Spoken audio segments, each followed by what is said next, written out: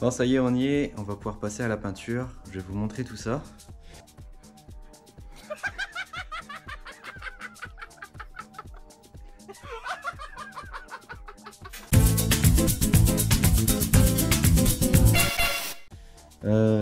Elle est prête à peindre. Donc toute cette partie-là, c'était passé à l'anti-gravillon. Donc il y a des zones qui seront assez visibles, hein, comme les têtes d'amortisseur, donc il faudra vraiment que je fasse attention. Tout ça, je vais aussi peindre les passages de roues. Je vais vous montrer un peu les préparatifs de la peinture. C'est beaucoup de boulot, hein. Mon attirail de peinture. J'ai acheté des gobelets à Action, des gobelets pour doser, pour la cuisine, parce qu'en fait c'est de la cuisine ce qu'on fait.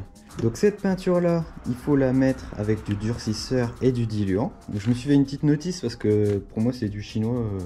Voici la peinture d'origine, c'est du verre chevreuse qui a été fait spécialement pour la voiture, puisque c'est un code couleur particulier.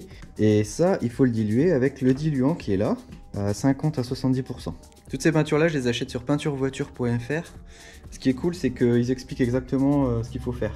Le vernis, il a besoin de durcisseur et de diluant dedans, pour qu'en fait, il soit vachement dur. Je sais même pas ce que ça représente, parce qu'en fait, le problème, c'est que là, j'ai une surface. Je sais pas dire de quelle quantité de peinture j'aurais besoin. Donc ce que je vais faire, je vais commencer par ce pot-là, complètement. Je vais le mettre complètement, et puis on verra bien, hein. Alors pour ça, va falloir que je règle mon compresseur comme il faut, parce que pour passer la peinture, il faut 1 bar 8 à peu près, 1 bar 8 de barres au pistolet. Voilà, c'est 2 à 3 bars pour le vernis. Donc moi je vous conseille de faire une petite liste, parce que quand on est dans le feu de l'action, ça va être compliqué, parce que quand on a commencé, il faut continuer, il faut terminer. J'ai des petites touillettes aussi. Voilà. J'ai mouillé le sol. Le but c'est qu'en fait à chaque fois qu'on marche, il n'y a plus de particules qui se lèvent. Et donc ça fait moins de risque d'avoir le vernis ou la peinture qui soit piqué par les petites poussières. Très important le masque, parce que là ça va dégager énormément de particules. Voilà, ça c'est de blouse. Alors t'as l'air con, mais au moins tu protèges tes vêtements. C'est de toute beauté. Oui, regardez-moi cette dégaine dégueulasse. Et ouais, et la frontale, importante la frontale. 3000 Jahre später. Bon, je vous fais un petit point sur l'avancement. Et ça se passe plutôt bien, je suis assez content. Je vous explique un peu, j'ai fait une première couche vraiment légère pour un peu une accroche pour commencer. Et j'ai fait après une deuxième couche qui était beaucoup plus consistante. Voilà, donc ça c'est celle-ci qui est en train de sécher. Et c'est trop beau. Je suis content, on reconnaît bien le verre chevreuse, ça me rappelle quelques souvenirs. Oh là, magnifique. Alors là, c'était pas évident de peindre tout en haut parce qu'en fait, quand je retourne mon réservoir, il fuit, forcément il y a un petit trou. Et aussi par le bord, par le joint, il fuit. Donc j'ai dû mettre du scotch pour éviter que ça fuit parce que sinon ça me coulait dessus. Oh, c'est trop beau. Oh là là, et tant d'efforts. Bon après...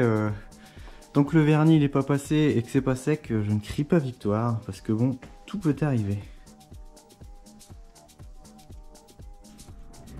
Ça y est, j'ai appliqué la peinture. Pardon.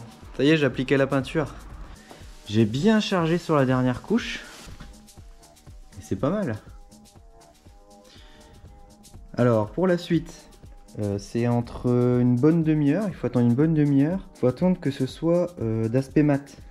Donc là par exemple c'est bon, par contre il y a d'autres endroits où c'est pas encore bon. Par exemple ici là on voit que c'est encore brillant à l'intérieur. Je vais attendre encore un petit peu pour être sûr. Là ça fait 20 minutes. Et je pense qu'une fois verni ça va être vraiment impeccable. Alors du coup pour la suite, j'ai commencé à faire mon petit mélange. 2 pour 1 avec le durcisseur. Donc si je mets 0,5 de peinture, je vais mettre 0,25 de durcisseur. Et le diluant 5 à 15%, c'est vraiment pas beaucoup. Et temps de séchage 3 heures. Et pareil, attention, faut changer la pression, faut mettre 2 à 3 bars. Bon ça y est, je viens de passer les 2 couches de vernis. Je suis rincé, rincé. J'ai même passé 3 couches à certains endroits. C'est trop beau. Et puis bon, on verra plutôt le résultat quand ce sera complètement sec. Et avec une meilleure lumière, parce que là, du coup, il fait complètement nuit dehors.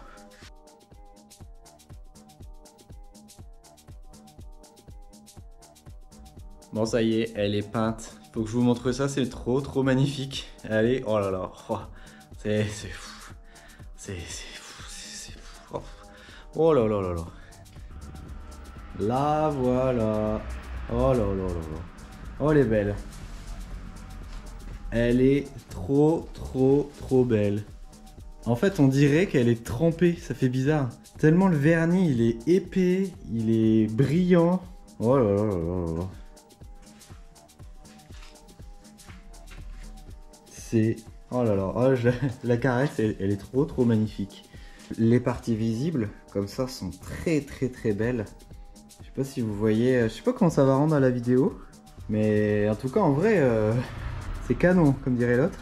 Au niveau des couches de peinture, j'ai fait une couche de peinture très fine, 2 couches très épaisses. Et pareil pour le vernis, j'ai fait une couche très fine et 2 couches très épaisses. On voit la partie inférieure qui a été blacksonnée. Et du coup, peinte et vernis, c'est vraiment trop beau. Là, les longerons, ils ont jamais été aussi beaux.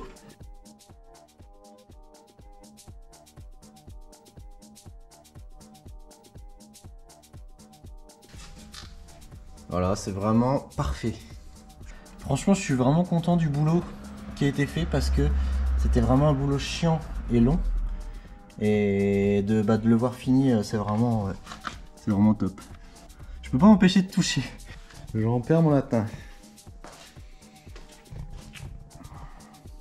Je sais pas comment ça rend en vidéo, mais en tout cas en vrai, c'est vraiment beau. Ici, j'avais peur que le numéro de série soit englobé dans la peinture. Et en fait, le fait de l'avoir sablé, ça a vraiment protégé les chiffres. Ils sont encore là. J'avais peur de plus les voir à cause de la peinture et du vernis. Et finalement, même au toucher, on le sent. Ça, c'est cool. Tant d'efforts. Pour vous donner un ordre d'idée, j'ai commencé le démontage de la B-moteur il y a 2 mois. Sachant que je bosse un petit peu le soir, 1 heure par-ci par-là, et le week-end un petit peu quand je peux. Donc il y a quand même énormément d'heures de boulot. On peut se dire que ça servait à rien parce que en fait on va pas le voir à cause du moteur. Alors oui, mais l'avantage c'est que j'ai quand même pu retirer de la rouille, notamment ici. Ici il y avait quand même de la rouille. J'ai eu de la chance, il n'y avait rien de perforant. Tout ça derrière, j'ai vraiment pu retirer toute la rouille qui existait. La petite rouille de surface, elle est comme neuve. Il fallait que je vous montre l'intérêt de porter un masque. Voilà, ça c'est le masque après la peinture. Le masque il est repeint en vert, c'est impressionnant. J'ai encore un peu de boulot, il faut que je réinstalle tous les périphériques, les tuyaux de frein, il y a encore un peu de quoi faire. Bon, et ben j'espère que cet épisode vous a plu, et à bientôt pour de nouvelles aventures. Allez, bisous.